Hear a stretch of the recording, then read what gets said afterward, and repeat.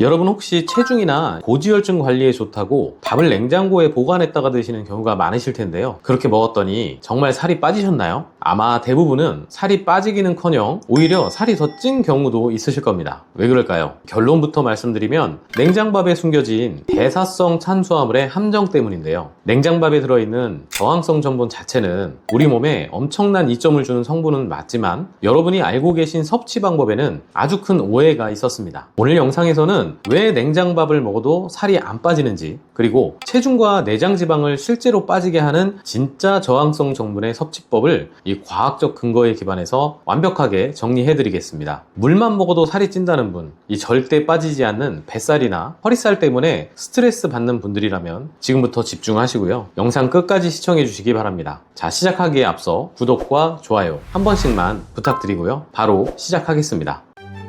모든 약의 모든 정보 모모 약사. 안녕하세요. 모든 약의 모든 정보 모모 약사입니다. 자, 냉장밥이 화제가 된 이유는 바로 저항성 전분이라는 성분 때문이었습니다. 이 쌀이나 보리, 귀리와 같은 곡류나 감자, 고구마와 같은 뿌리채소, 그리고 콩이나 옥수수와 같은 식물성 식품에 들어있는 탄수화물이 바로 전분입니다. 보통 녹말이라고도 부르는데요. 일반적인 전분을 먹게 되면 입속에서 이 아밀라제라는 소화 요소를 시작으로 분해가 시작되고요. 소장에서 최종적으로 포도당으로 분해돼서 흡수됩니다. 이 때문에 전분을 먹게 되면 혈당이 오르게 되는데요. 이 저항성 전분은 소화 요소가 분해하지 못하는 독특한 구조를 가지고 있기 때문에 소장에서 흡수되지 않고 대장까지 그대로 내려가게 됩니다. 흡수가 되지 않으니까 일반 전분처럼 혈당도 안 올라가고요. 칼로리도 일반 탄수화물의 절반 수준이기 때문에 같은 양을 먹어도 칼로리를 적게 섭취하는 장점도 가지고 있습니다. 이 저항성 전분은 만들어지는 원리에 따라서 RS1 타입부터 RS5 타입으로 나눌 수가 있는데요. 여러분이 흔히 아시는 이 식힌밥, 냉장밥은 RS3 타입에 해당합니다.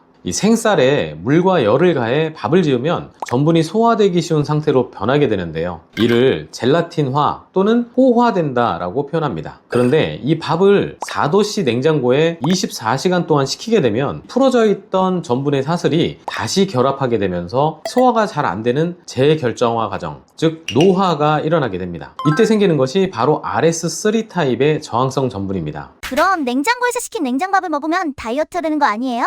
충분히 이런 의문을 가질 수 있는데요. 그런데 이 문제는 비율입니다. 실제 100g당 저항성 전분의 함량을 비교해보면 다음과 같은데요. 뜨겁게 갓 지은 백미밥 100g에는 저항성 전분이 약 0.64g 들어있습니다. 그런데 이를 냉장고에서 식히게 되면 100g당 1.3에서 1.65g 정도 저항성 전분의 함량이 약간 올라갑니다. 수치상으로는 2배 이상 늘어나게 된 건데요. 이것 때문에 많은 영상에서는 200% 이상 폭발적으로 증가한다 라고 하는 자극적인 표현을 사용하고 있는 것입니다. 하지만 수분을 제외하고 이 탄수화물 비율만 따져보면 뜨거운 밥의 탄수화물 중에 약 96%는 혈당을 올리는 대사성 탄수화물이고요. 쌀밥을 냉장하게 되면 저항성 전분이 조금 늘어나기는 했지만 여전히 93%가 대사성 탄수화물입니다. 즉 식힌 밥 한 공기를 다 드시면요, 저항성 전분은 찔끔 먹을 수는 있습니다. 하지만 뱃살로 가는 대사성 전분은 저항성 전분보다 약 15배나 더 먹게 되는 꼴입니다.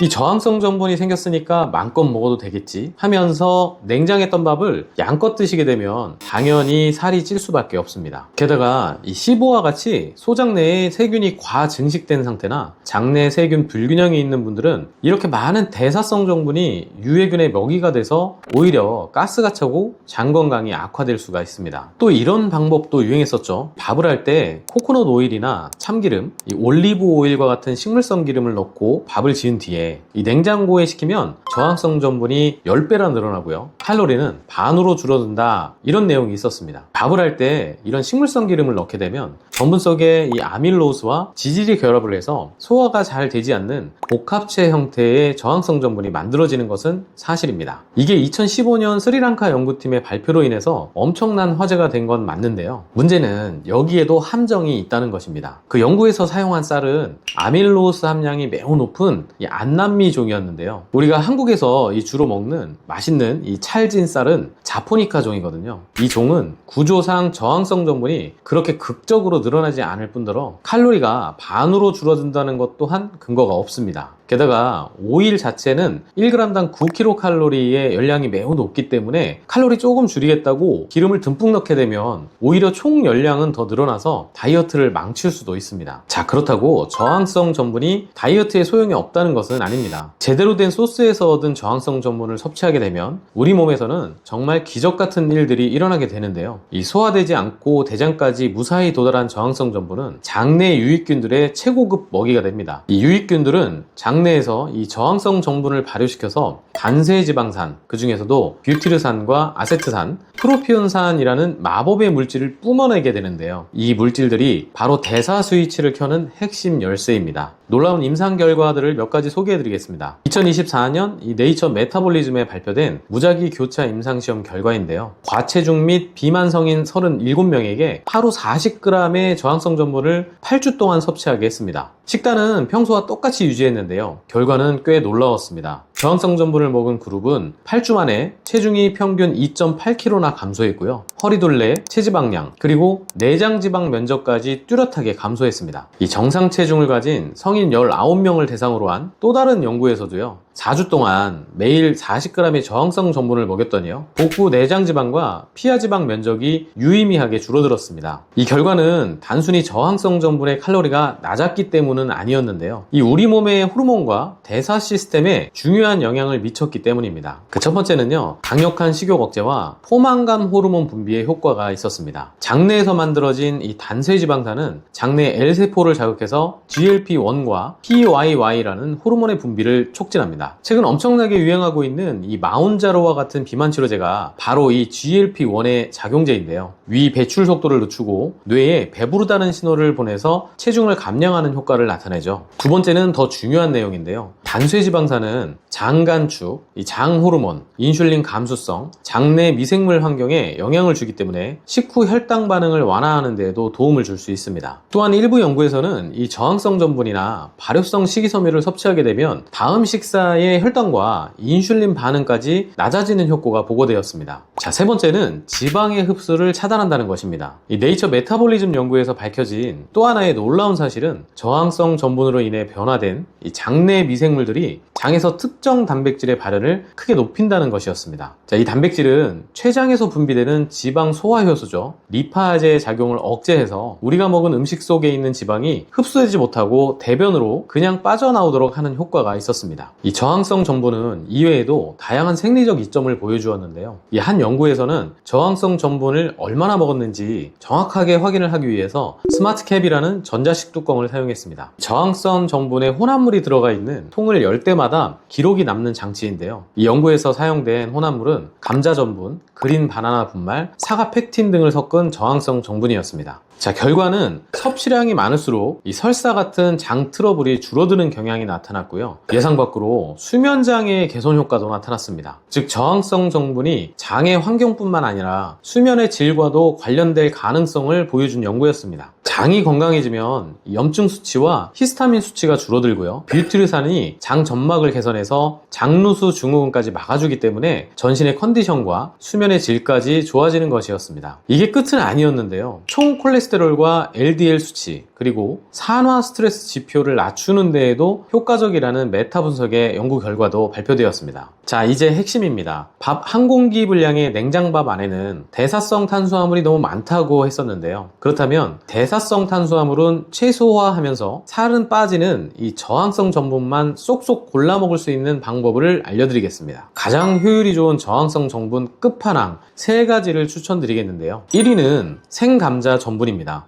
이 수분을 제외하면 무게의 무려 63%에서 최대는 95%가 순수한 저항성 전분입니다. 반면 혈당을 올리는 대사성 탄수화물은 4 내지 5% 미만으로 극히 적은데요. 다이어트와 장 건강을 위한 압도적인 1위 식품입니다. 자, 구입하실 때는요, 옥수수나 이 타피오카 전분이 섞여 있지 않은 감자 전분 100% 제품인지를 꼭 확인하시는 것이 좋습니다. 자, 2위는 덜 익은 초록 바나나입니다. 바나나가 노랗게 익어서 달콤해지기 전 껍질이 초록색일 때는 전분의 무려 10.6% 정도가 저항성 전분입니다. 하지만 노랗게 다 익게 되면 저항성 전분의 함량이 1.4%까지 줄어들고요. 당분은 폭발적으로 늘어납니다. 이 생으로 먹기 힘들다면 시중에 파는 그린 바나나 파우더를 활용하시는 것도 아주 훌륭한 방법인데요. 이 파우더 제형에서는 저항성 전분의 함량도 20% 내외 정도로 꽤 높은 수준입니다. 자, 세 번째는 콩과 귀리입니다. 이 렌틸콩, 병아리콩, 강낭콩, 그리고 이 압착 귀리 등에는 식물의 세포벽에 물리적으로 갇혀서 소화가 잘 안 되는 RS1 타입의 저항성 전분하고요. 수용성 식이섬유가 매우 풍부합니다. 이 단백질까지 풍부하기 때문에 식단에 적극적으로 활용하기가 너무 좋습니다. 자, 그럼 어떻게 먹어야 할까요? 이 체중 감량과 대사 개선을 위한 저항성 전분의 하루 권장 섭취량은 대략 20에서 30g 정도인데요. 하지만 감자 전분을 오늘 당장 30g씩 푹 떠서 드시면 꽤 불편할 수가 있습니다. 이 장내 미생물들이 갑자기 들어온 저항성 전분 때문에 잔치판을 벌이면서 발효가스를 뿜어내고 복부팽만, 방귀, 심하면 복통이 올 수도 있거든요. 그래서 저는 4주 적응법을 추천드립니다. 자, 1주차에는요, 티스푼으로 하루 딱 한 티스푼을 물이나 두유 또는 플레인 요거트에 섞어서 섭취합니다. 자, 2주차에는 밥숟가락으로 하루 한 스푼을 섭취하고요. 3주차에는 밥숟가락으로 하루 2스푼. 그리고 4주차 이후가 되면 특별한 부작용 없이 속도 편안하다면 밥숟가락으로 하루 3스푼 이상을 증량을 해서 복용하시면 되겠습니다. 단 저항성 전분으로 하루 40g을 초과하지는 않는 것이 좋습니다. 참고로 인슐린 저항성이 심하신 분들이라면 부작용이 나타나지 않는 선에서 하루 40g 수준으로 섭취하는 것도 권장드릴 수 있는데요. 이 정도 양이면 보통 키토제닉 식단에 해당하는 매우 낮은 수준의 탄수화물의 섭취량이고요. 혈당 관리에도 매우 도움이 될 수 있습니다. 자, 여기서 가장 중요한 주의사항이 있는데요. 감자 전분이나 그린 바나나 가루는 절대로 뜨거운 물에 타서 마시거나 불로 가열해서 조리하시면 안 됩니다. 감자 전분으로 이 감자전을 해 드시거나 뜨거운 찌개에 넣어서 끓이게 되면 결정 구조가 파괴되면서 저항성 전분이 일반 대사성 탄수화물로 바뀔 수 있기 때문인데요. 반드시 차갑거나 미지근한 물,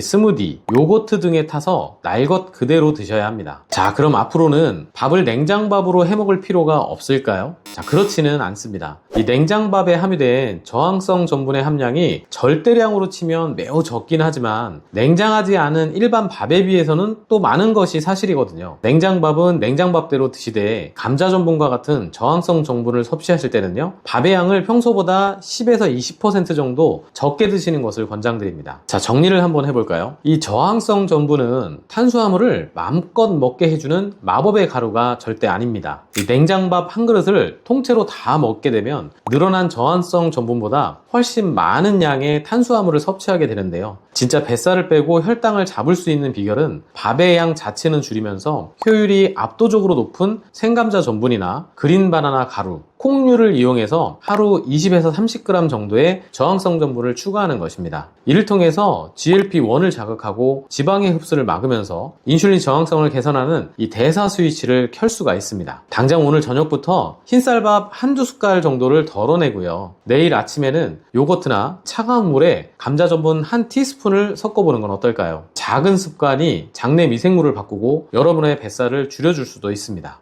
과민성 장증후군이나 당뇨약을 복용 중이신 분들이라면 꼭 소량부터 천천히 시작하는 것 잊지 마시고요. 오늘의 영상이 여러분의 건강에 조금이나마 도움이 되셨으면 좋겠습니다. 지금까지 모모 약사였습니다. 감사합니다.